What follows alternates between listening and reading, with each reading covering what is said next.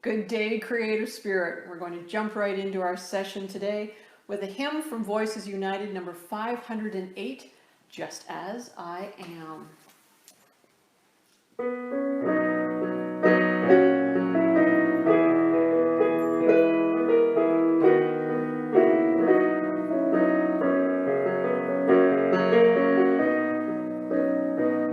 Just as I am, without one plea, but that thy blood was shed for me, and that thou bidst me come to thee, O Lamb of God.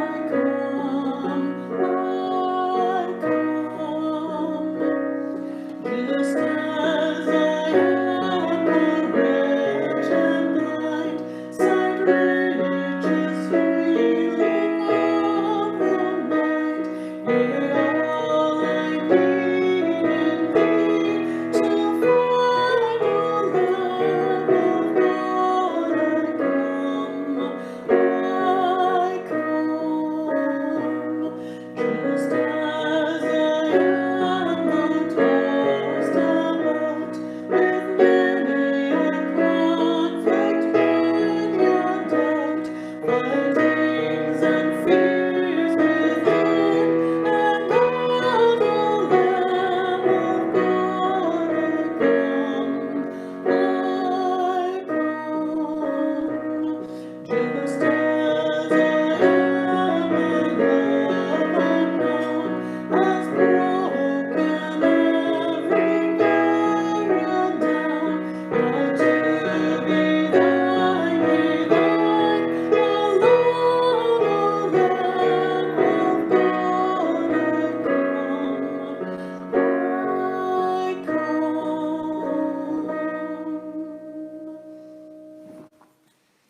And one more.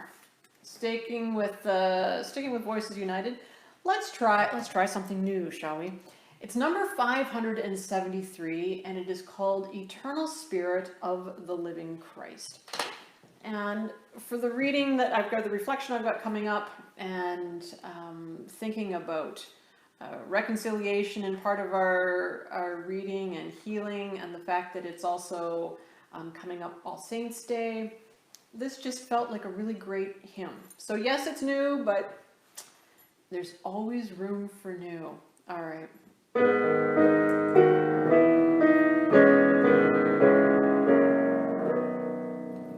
Eternal Spirit of the living Christ, I know not how to ask nor what to say. I only know my need is deep as life, and only you can teach me how to pray. Come pray in me the prayer I need this day. Help me to see your purpose and your will. Where I have failed, what I have done amiss, held in forgiving love, let me be still. Come with the vision and the strength I need to solve my God and all humanity. Fulfillment of my life you love outpoured.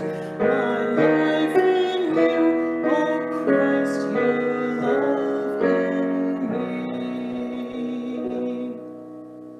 That's a beautiful hymn. And on to our reading. That's a little bit of what's coming up.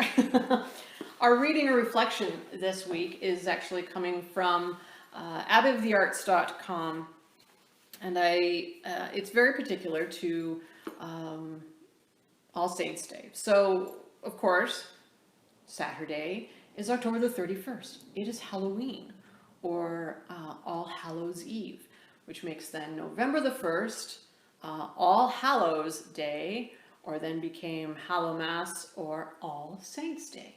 And then November the 2nd is All Souls Day. So this is coming for our All Saints Day coming up on Sunday. It's a very special time of year when the Northern Hemisphere is moving toward growing darkness, and is time of preparation for stillness and rest. In the Irish imagination, this is a threshold time when the veil between worlds feels especially thin. Darkness invites us to rest into the mystery of things. This is one of my favorite moments of the year's unfolding.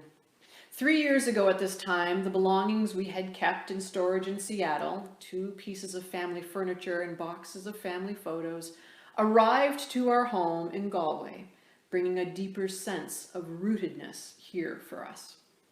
Having those tangible connections to our ancestors felt like a gift in those November days.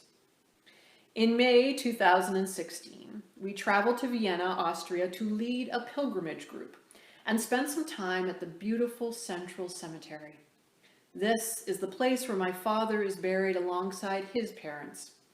I visited his grave and encountered there a cuckoo bird circling from tree to tree, calling out to me again and again. I had never had an encounter like this before with my father's spirit. As many of you know, much of our travel over the last several years and the time we spent living in Vienna had to do with healing this difficult relationship. I took the cuckoo bird to be a sign of his reaching out to me, and have been holding that image for the last several months, savoring the solace it brought. What puzzled me about the cuckoo bird's appearance is that it lays its eggs in the nest of another bird, removing the eggs already there, and lets the other bird warm its own offspring to hatching. Then in October 2016, on the anniversary of my mother's death, and while receiving a massage from a very gifted woman here in Galway, I had a waking dream while lying on the table in the liminal space between waking and sleeping. I had been dealing with a difficult situation, and my father appeared to me saying that the eggs that had been given to me were not mine to mind, and doing so would take away the nurturing from my own new birthings. I began to weep at this gift of clarity. In the dream, my father then asked me for an embrace, and I felt such an overflow of love toward him like I have never experienced. I could suddenly see him as both his innocent child self and the grown man he had become. His parents also appeared and encircled us both with their embrace. I saw this gorgeous light in the distance, the stunning gold light of October's sun. I said to the 3 of them that they didn't need to stay here any longer, and they could walk toward the light, and so they did. I lay there for several minutes following and savored this encounter. It felt like such a gift. After I got dressed and went out to see my massage therapist, she said that she felt my father's presence in the room and this beautiful golden light surrounding us both. I was stunned because I had said nothing to her of the dream, and there is no way she could have known what had transpired. It was a gift of confirmation. I have continued to savor this opening to deeper love and freedom in the months that had followed. These are the kind of magical encounters that can happen when we open ourselves to them. Almost 20 years after my father's passing, a great healing arrived. May you experience the thinness of the veil in your own life, and may the ancestors guide you with their wisdom and love. And to follow up with that, because it spoke to me the reconciliation, the healing of it, and that she's talking about those ancestors and the souls that have gone ahead. That there was a paragraph from we Make the Road by Walking that I want to read to you because it just so reflects this. Life today is full of rivalries and conflicts. We all experience wrongs, hurts, and injustices through the actions of others. And we all inflict wrongs, hurts, and injustices upon others. If we want to reflect the image of God, we will choose grace over hostility, reconciliation over revenge, and equality over rivalry. When we make that choice, we encounter God in the faces of our former rivals and enemies. And as we are humbled, surrendering to God and seeking to be reconciled with others, our faces too reflect the face of God. We come alive as God's image bearers indeed. Let's just take a moment in prayer. Beloved God, who has known to our mothers and fathers and even to our spiritual forebears, have mercy on us.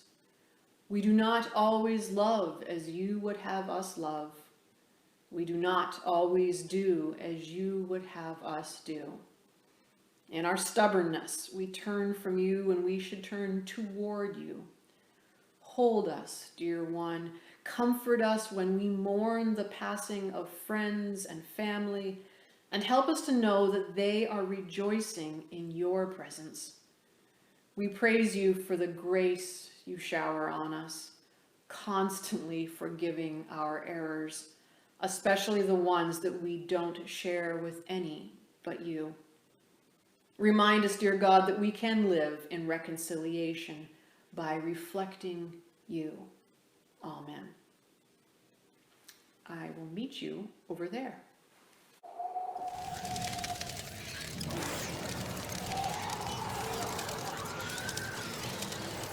Does that sound scary? Is it scary? It's Halloween. Yes, it is Halloween on Saturday. No one says that we can't have fun here at Creative Spirit, as goofy as it is. This is going to be the inspiration for our time of creativity. Our spiritual practice of creativity can still be fun. There's nothing to say that it always has to be in a very serious mind state. So today we are going to do a little fun, and it's abstract. So yay, anything goes. You will need a piece of a 9x12 watercolor paper, and perhaps, depending on how you may want to approach this project, you could always cut it in two. All right. And you will need some water for your brushes. You will need synthetic brushes. I've got sort of a combination of a filbert, so that looks like a flat brush, but with little rounded corners on it. A couple really small flat brushes, a couple of round. I'm not likely to need many of these, in fact, probably just a small round, but just in case. The sponge brush is actually what you're going to be using most of today, with a few other little items. If you have the little makeup wedges at home, we're going to use one of those. If you have any other kind of sponge at home, find a hunk of sponge. That will be great. We are also going to use loyalty cards. So if you've got an old Tim's card, this was the top portion that you would break off of the gift cards. That works too. Some gauze. If you've got some gauze around, or some cheesecloth and you want to take a chunk of cheesecloth, just a little, like I'm not even going to need all of this. It'll just be a little section of it. So some of that. Some bubble wrap. Yeah, some bubble wrap. Also Sharpies, either an ultra fine and a fine. If you happen to have a gold metallic or a metallic pen of any kind, that would also be great. And of course your paint rags or your paper towel, your green tape, and last but not least, your paint. Yes. And now the paint, we are using acrylics this week.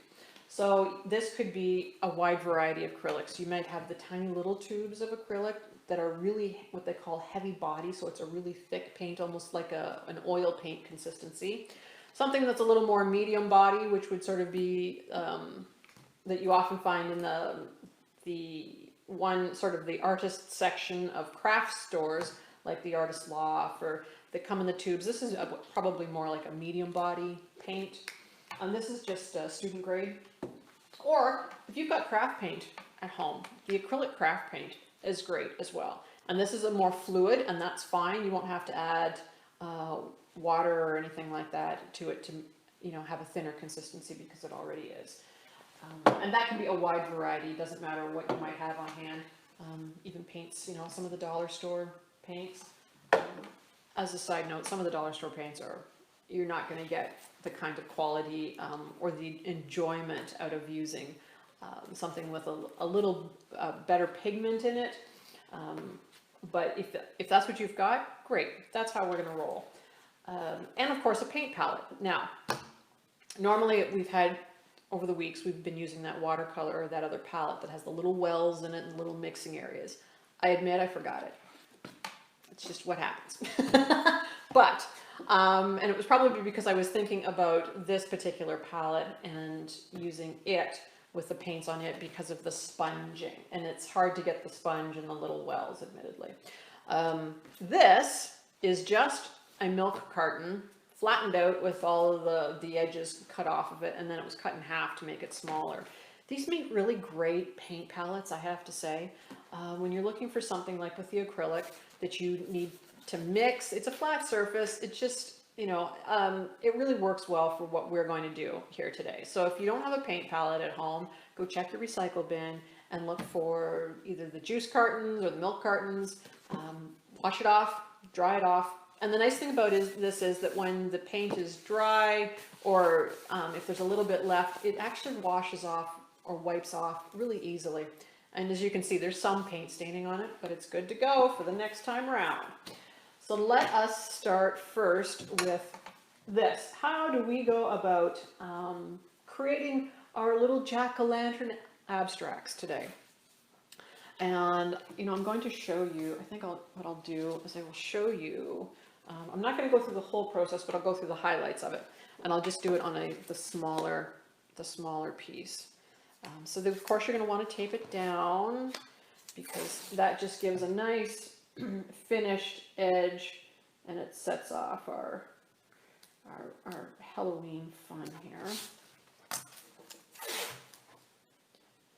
And again, just the green painter's tape. Down, pardon me, down it goes. And if you don't have acrylic paint on you and all you've got is the watercolor, because that's what we've been using and I didn't give you enough heads up notice, watercolor will do. You could absolutely do what we're going to do here with watercolor. We've talked a lot about textures with watercolor, right, and how to create textures in watercolor. You can mix and mingle your colors all over the paper. You can layer. You've got your Sharpies. You could do a jack-o'-lantern face. So there's no reason. You don't have to say, oh, I can't do this because I don't have acrylic paint. Why, yes, you can. I mean, even if you've got pencil crayons, get into the enjoyment of the fun of Halloween, right? Okay, so first things first, some paint. And let's just go with some fairly typical, fairly typical colors for Halloween. So, and you know what? Right from the start in this particular, I'm not going to put any paint on the palette as of yet. As a side note, acrylic paint dries quickly. So you'll see, if you happen to be somebody that gets onto YouTube a lot, the acrylic paint, oftentimes artists use something that has essentially looks like a tray that has a layer of foam or sponge and then a layer of special paper. And that layer of foam or sponge actually is wet. And it keeps then the paper damp, which then putting on your acrylic, especially your heavy body, when you're putting on the heavy body acrylic, then it doesn't dry out on you, right? So what I'm suggesting really what I'm saying. Don't put a lot of paint on your palette and let it sit for a long time. It's going to dry before you get to it, all right? So the first portion that we're going to do is just actually drip the paint on the paper. So I'm just gonna start, pumpkins are orange. Gee, go figure, Carolyn, really? So I'm just gonna drip a little orange on there.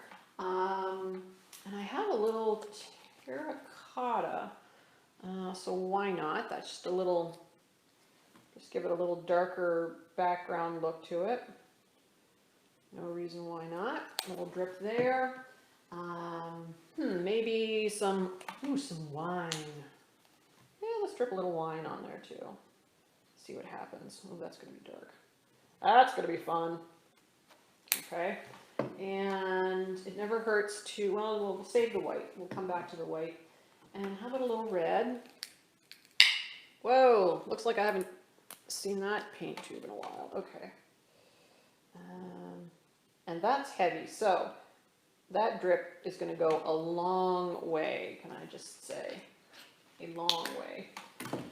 So let's start with this. Now, you're going to take your sponge brush, dip it in some water, squeeze the excess out, all right? Squeeze the excess out. I mean, I realize it's watercolor paper, but you don't need it sopping. And when you're using acrylic paint, you can have at least up to about 50-50 if you're using watercolor paper, watercolor paint, or acrylic paint and water to thin out some of the heavier body stuff if you want. Or if you're using canvas, I think it's about a 30% water to paint, I think. But don't quote me. All right. It's a good guideline though. Certainly don't go more than half water and half paint. Okay, so I've wet the brush a little bit, I've squeezed out the extra, and now it's just a case, I'm just gonna go ahead and without any rhyme or reason, I'm just backing and forth. Let the colors mix where they might. I'm just going in any direction. I'm not worrying yet about how filled the paper is. All right, just like that. I'm gonna add a little white in some areas just because I'm checking to see what it's gonna look like. I have no idea. This is all happens as it happens. How about a little purple? Purple has definitely become part of the Halloween palette.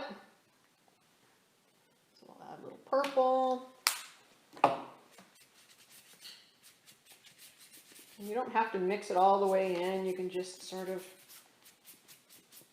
partially mix it in. All right. And then you're like, I think I've lost some of the orange, right? Okay, so fair enough.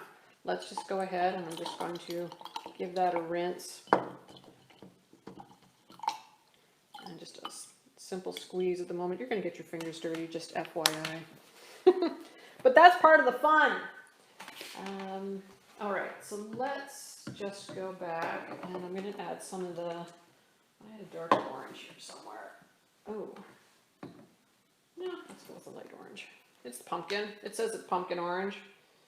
And I'm just going to lighten up a couple of those spots.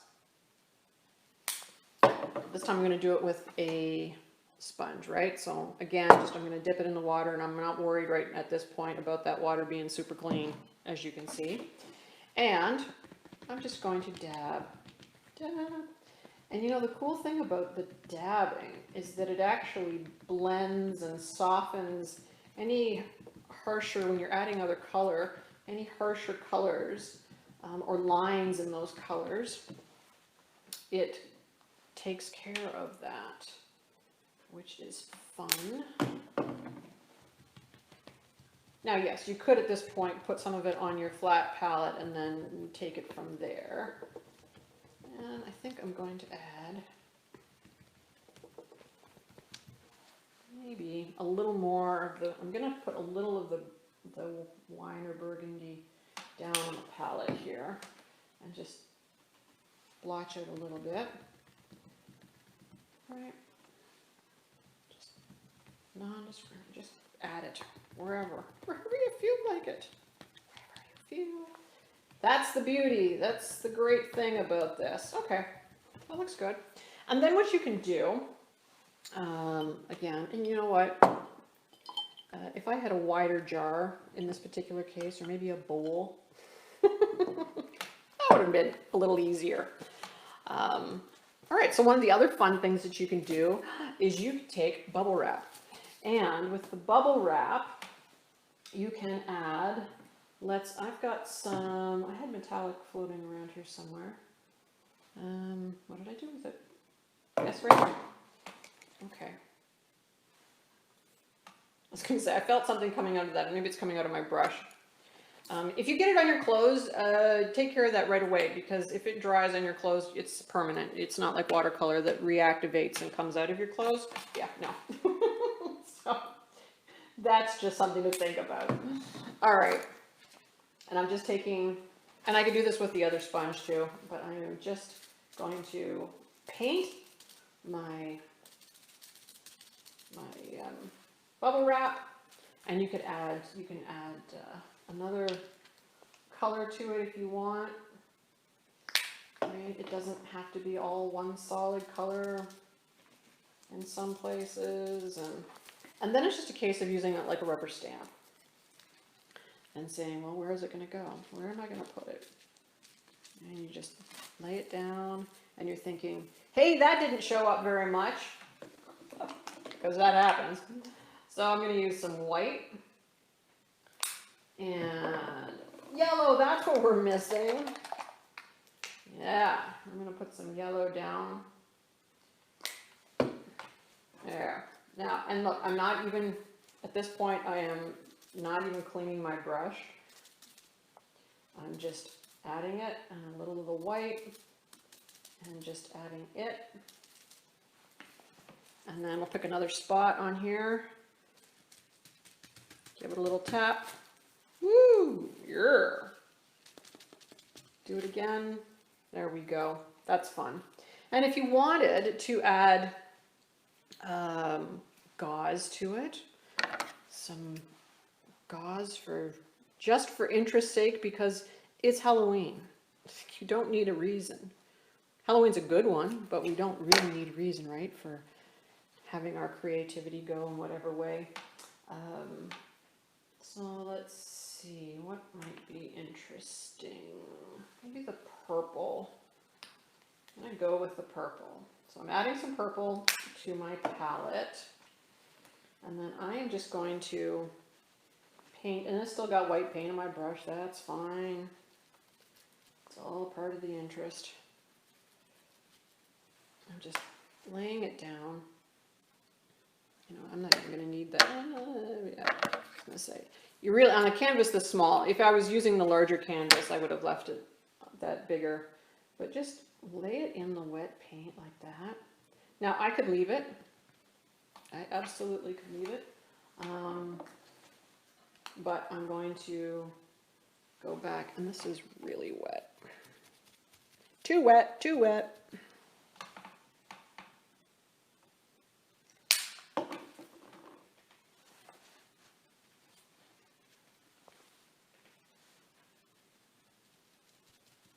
And I'm just going to pounce it in.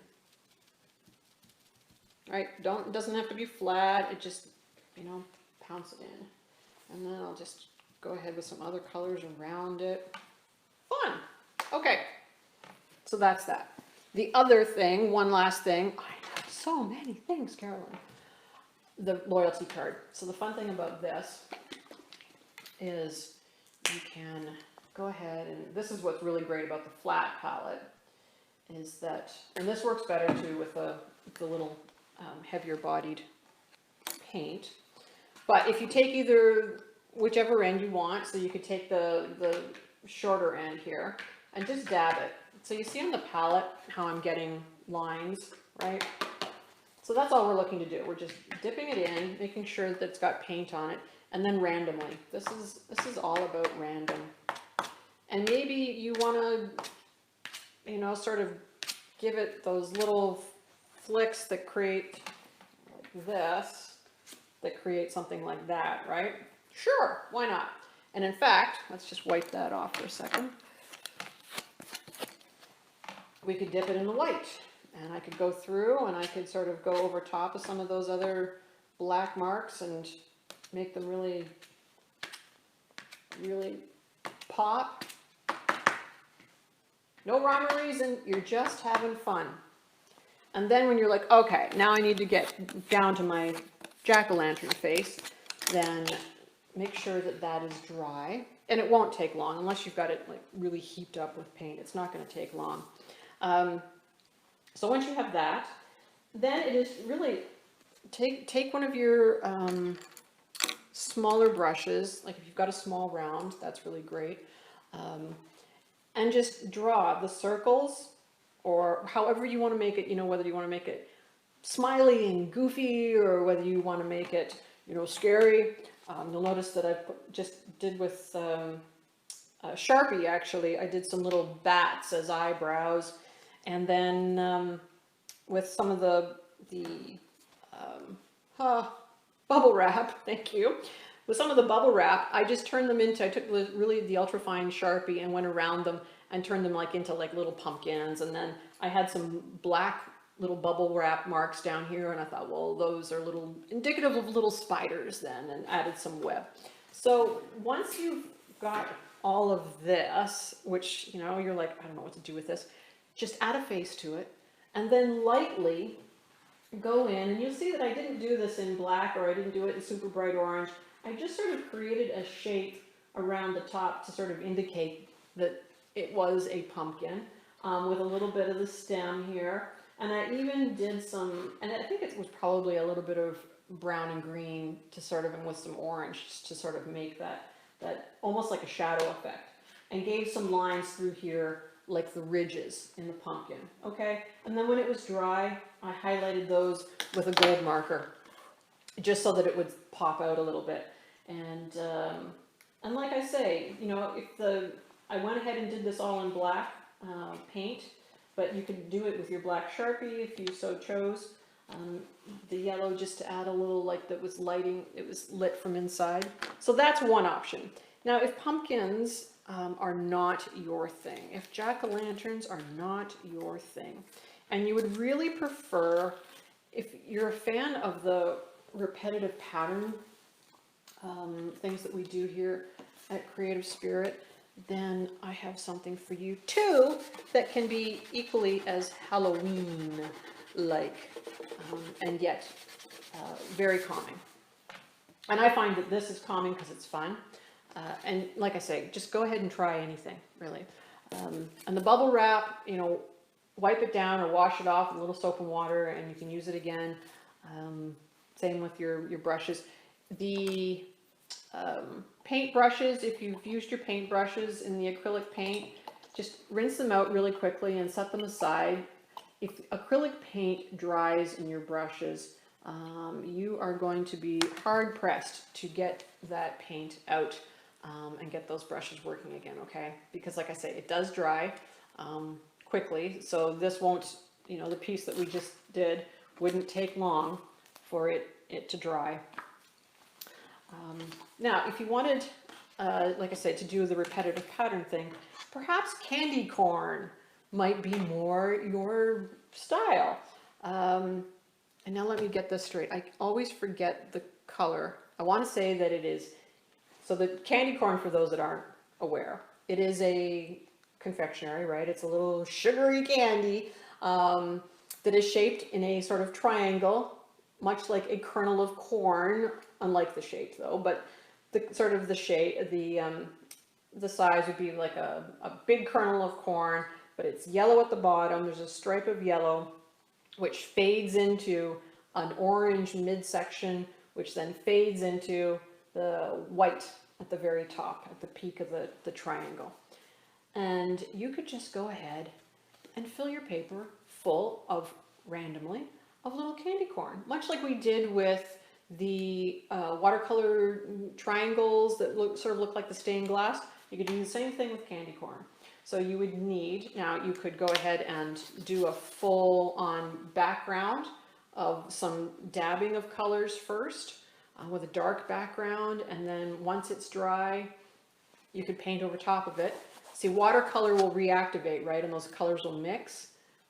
Acrylic, those colors will lay on top of one another so that you can actually add light colors on top of the dark colors. So you could do a darker background, like moody or burgundies or blacks or what have you, and then put the lighter colors. Or if you'd rather, just stick with the paper as it is and a little yellow. And now this portion, because we're using just a brush and simply going through, you could probably put your paints on the palette with the wells as well instead.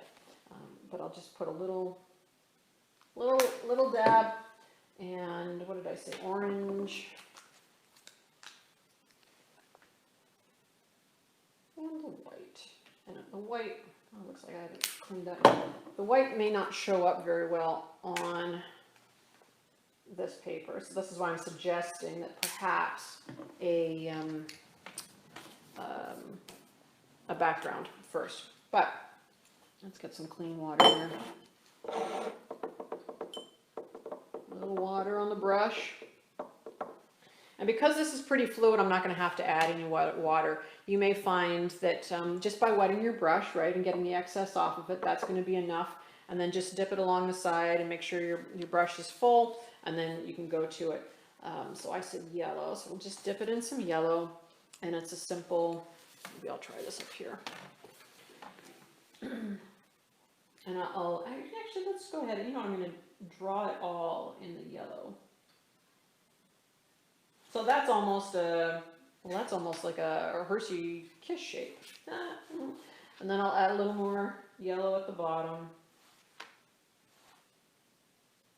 Right, well, in fact, let me just try something. You know what, hey, you're seeing it live here. Let's just try something. Yellow, and then I'm going to do the orange. So I'm just dipping in some orange.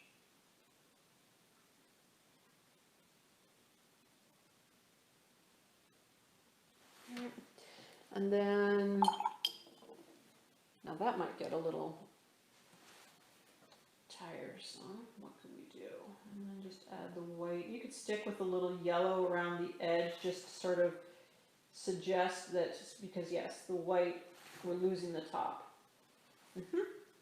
Or you could go ahead and do it all with Sharpie first, draw them out, and right, you take your ultrafine Sharpie and draw them. And again, you could do them, you know, the same way, or you could overlap them. You could do them randomly.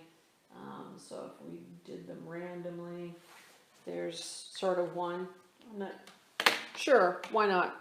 I'm not sure that's perfectly the shape, but there is no wrong. You were waiting for it, I know. And then add the yellow, and this time I'm not going to clean my brush. I'm going to see what happens. Then I'm going to just lightly dip it in the orange, because that way you can almost just, you know, blend in. And then again, just dip it in the white without cleaning it.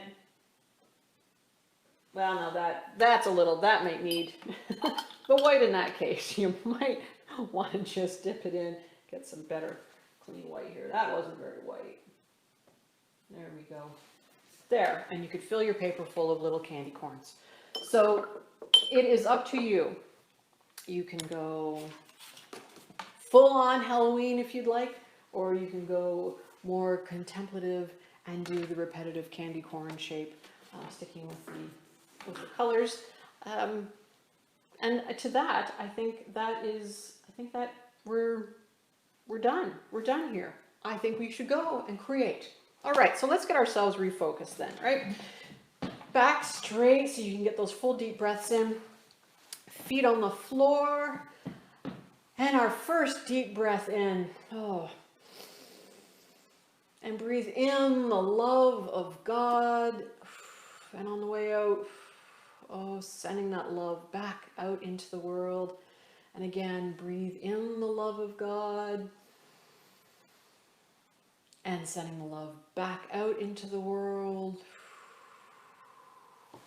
And one more time, breathing in the love of God and sending that love back out into the world. And together we say, Creative God, quiet my mind before it passes judgment on this prayer, my gift of time to you. Amen. So have a fabulous week.